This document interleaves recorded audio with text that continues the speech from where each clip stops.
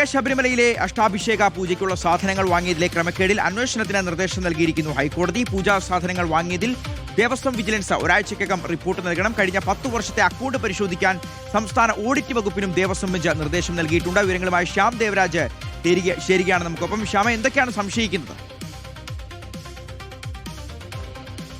ശബരിമലയിൽ അഷ്ടാഭിഷേകത്തിനുള്ള പൂജാ സാധനങ്ങൾ വാങ്ങിയതിൽ വൻ ക്രമക്കേടുണ്ട് എന്നായിരുന്നു ദേവസ്വം വിജിലൻസ് ഹൈക്കോടതിയിൽ നൽകിയ റിപ്പോർട്ട്. ഇക്കാര്യത്തിലാണ് ഇതിന്റെ കൂടി അടിസ്ഥാനത്തിലാണ് ഹൈക്കോടതിയുടെ ദേവസ്വം ബെഞ്ച് ഇടക്കാല ഉത്തരവിറക്കുന്നത്. 10 വർഷത്തെ ക്രമക്കേടുകളിൽ ദേവസ്വം വിജിലൻസ് അടുത്ത ബുധനാഴ്ച റിപ്പോർട്ട് നൽകണം.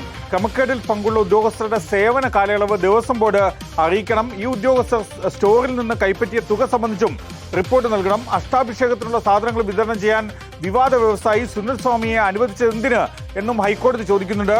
സുനിൽ സ്വാമിയെ പുറത്താക്കണമായിരുന്നു. സുനിൽ സ്വാമിക്ക് പ്രത്യേക മുറി നൽകിയതിന് ന്യായീകരണമില്ല എന്നുകൂടി ഹൈക്കോടതി വ്യക്തമാക്കുന്നു, വിമർശിക്കുന്നു.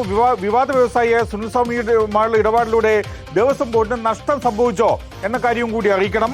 വൗച്ചർ ഇല്ലാതെ അഡ്മിനിസ്ട്രേറ്റീവ് ഓഫീസർമാർ വൻതുക കൈപ്പറ്റിയെന്നും 6 മാസത്തെ മാസപൂജയുടെ ബില്ലുകളിൽ മാത്രം 5,15,000 രൂപയുടെ ക്രമക്കേട് നടന്നുവെന്നുമാണ് ദേവസ്വം വിജിലൻസ് ഹൈക്കോടതി അറിയിച്ചത്. അതിന്റെ കൂടി അടിസ്ഥാനത്തിലാണ് ഹൈക്കോടതി ഈ രീതിയിലുള്ള വിമർശനം ഉന്നയിക്കുന്നത്. അന്വേഷണത്തിനായി റിപ്പോർട്ട് നൽകാൻ വേണ്ടി ദേവസ്വം വിജിലൻസിനോട് നിർദ്ദേശം നൽകുന്നത്. സ്വമേധയാ സ്വീകരിച്ച ഹർജി ഹൈക്കോടതിയുടെ ദേവസ്വം ബെഞ്ച് അടുത്ത ബുധനാഴ്ച വീണ്ടും പരിഗണിക്കും.